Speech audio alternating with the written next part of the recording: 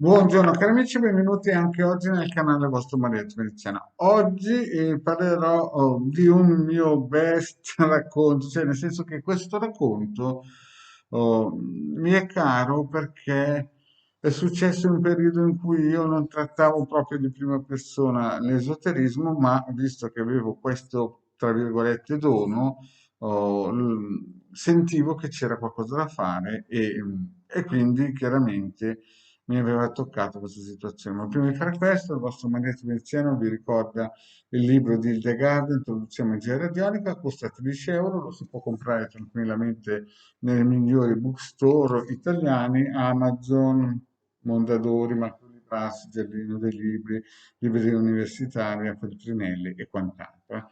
Ed edito dalla On Edizione, 89 pagine, e ha partecipato anche Marietto Veneziano con nome di Mouse Vita Fab.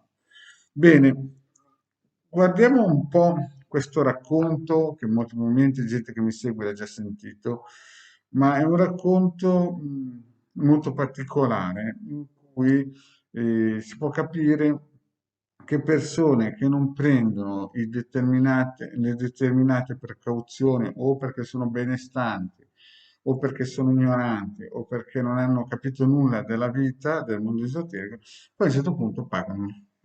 Il racconto nasce più o meno quando ero su Marietto nel 94, 93, adesso non mi ricordo più, un anno meno, insegnava informatica. E un giorno, come freelance, sono andato a insegnare a una famiglia benestante che stava nell'ultimo piano di una casa di 3 piani in un attico stupendo, con una vista eccezionale. Quando io sono arrivato all'entrata, già sentivo delle presenze forti sulla tromba delle scale.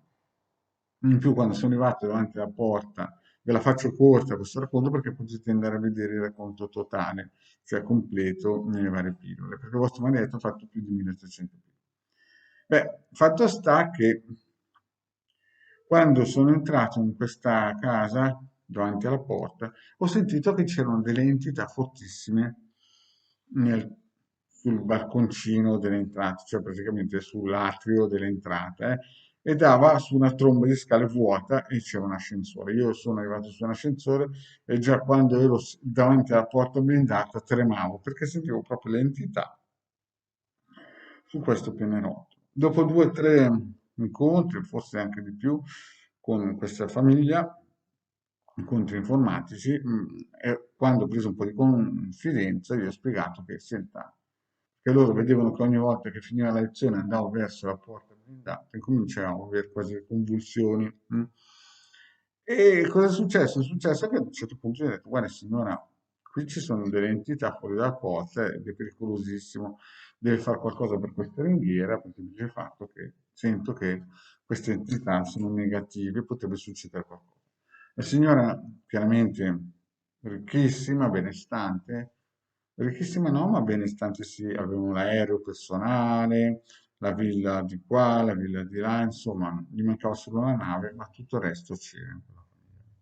Morella Favola mi guarda in faccia, lei e sua figlia mi ridono in faccia e mi dicono, ma guarda, questo appartamento l'ha fatto questo grandissimo, tra virgolette, architetto a livello mondiale fortissimo, ma è anche un esoterista di una certa qualità, questo architetto mondiale, no? Diciamo così, un esoterista fortissimo e dove lui costruisce sotto ci sono delle energie. Questo l'avrei capito negli anni. No?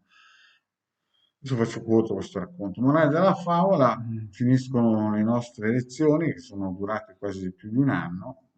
Io lascio felice questa famiglia perché non volevo più arrivare su questa tromba delle scale e trovarmi queste entità parcheggiate su questo pianerottolo. Dopo 3 anni, più o meno, diciamo 2 anni, non mi ricordo più che avevo lasciato, la figlia va al liceo, ho bisogno di una consulenza, mi richiamano, vado giù e cioè io busso e entro e trovo un bambino che non ho mai visto, cioè questa signora aveva un bambino e una figlia ed era leso questo bambino e gli dico dov'è la signora? E lui risponde alla mamma, io dico questo qui non l'ho mai visto in tutto il tempo che l'ho venuto, magari hanno adottato un altro bambino.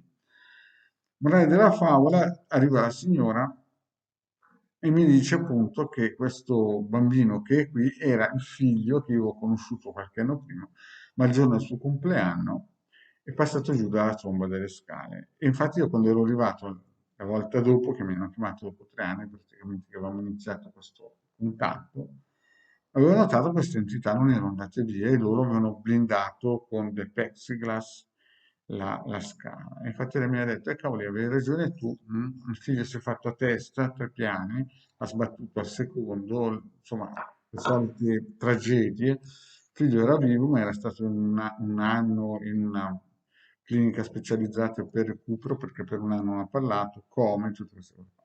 Ma perché vi racconto questo? Perché ci sono situazioni in cui o perché i genitori hanno combinato una marachella e qualcun altro va da un esoterista birichino e gli mette una fattura, oppure perché c'è una guerra, perché anche questi qui, visto che erano benestanti, erano dentro alcune logge, no? Chiaramente non erano stinchi di santo. Però bisogna in un certo senso prevenire queste situazioni, no? Questi qui chiaramente pensavano di sapere una pagina più del libro e adesso suo figlio per tutta la vita purtroppo dovrà pagare gli errori dei genitori. Quindi bisogna sempre stare attento anche ai genitori, chi sono, perché molti figli stanno pagando, come c'è scritto nella Bibbia, nella Bibbia, nel Vecchio Testamento dice, e i figli pagheranno fino all'ennesima generazione gli errori del padre. Quindi, cosa vi consiglio al vostro maretto? Il vostro maretto vi consiglia di attivare tutti i circuiti del sito capitano.attivista.org, i link sono sotto qui in descrizione, oppure di farvi fare una pulizia del legale maledetto veneziano, costa 100 euro. Tanto perché non è che fa miracoli, ma intanto si dà una piccola botta in giusta direzione, perché se qualcuno dei genitori che sono un po' dei, non dico degli asini o dei disgraziati, non lo voglio dire, no? Non è che tu adesso che mi ascolti dici questo qua sta dando dei disgraziati, no. Però dico che se magari un genitore per fare un po' di danè, no? È entrato in qualche gruppo un pochettino così, no? Poi qualche dunata dall'altra parte gli ha fatto qualche cosina cos'ha, no? Poi dopo il figlio fa giù il volo di 3 piani e rimane leso e praticamente insomma con un forte handicap per tutta la vita. Bene cari amici, grazie di avermi ascoltato e alla prossima pillola. Ciao!